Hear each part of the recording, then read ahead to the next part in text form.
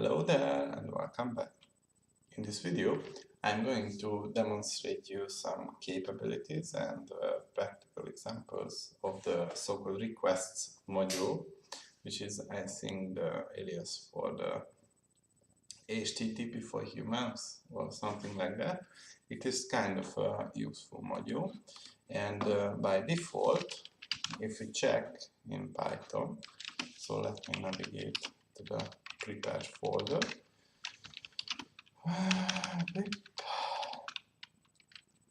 Freeze.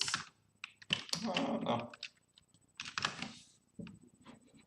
By default, the request module is not installed when you install the Python interpreter and the other stuff.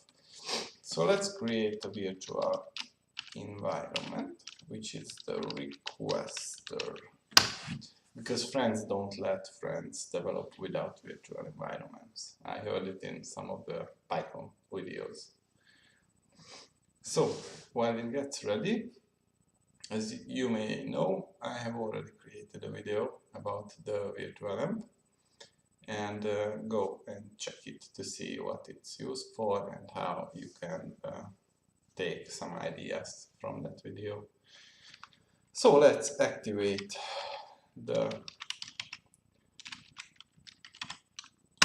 virtual environment, and if I issue the pip freeze here, I see that there is nothing installed. When I say pip install requests,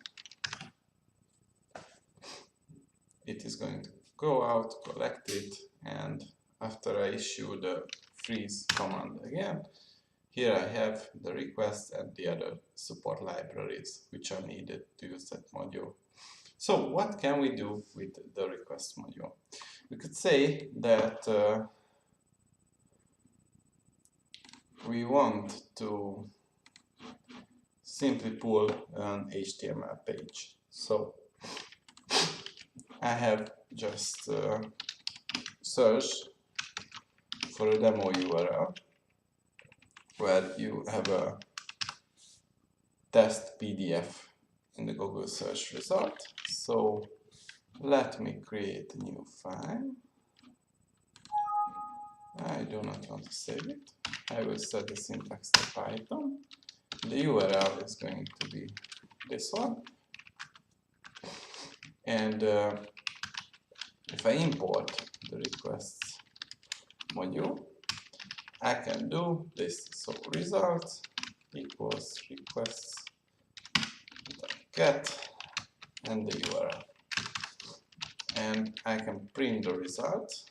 I can print the status code of the result. This is going to be an HTTP status code. And I can also print the text, which is going to be simply the HTML page. So requests demo.py. Let's go out and run it. So Python requests demo.py, and there you go. This is the page that you will see if you navigate it here. So that's all. It's a Google search result. This is the HTML code and additional formatting information. So let me comment this one out and don't forget to save it. So as you can see, here we have an array and response object, and this response object has some properties. So what are these properties, you could ask? We can simply say that we want to use the dir function to check the elements we got as a response object. And we could say that we want the status code, the request, the reason, the row, the URL, and so on. So basically, when you use the get or a post request, so in case of a get request, if the status code is 200, it should say that it's okay. If it was a post request, it should be 201. as a status code, and when you request a web page, you get the text property field. But when you request a PDF page, so this is going to be our other URL, you get another property, which is going to be the content. So let's see.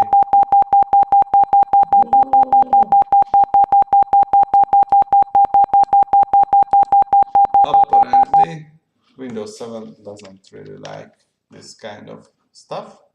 So this was actually binary data that you received because it was a PDF file. So let's navigate to the request module again. Activate the request environment. And what if I want to use this module to download a PDF file? So we could, or any other binary file from the internet, you could say that f download file URL, and we could say that we want to get the URL, and we want to do this with open download.pdf, write binary as PDF file, PDF file, write request result.content. So if I did everything correctly, then I should call this function to download this file, which will come from this URL. And let's see. So, as you can see, here we have this download.pdf, and let me open this PDF file.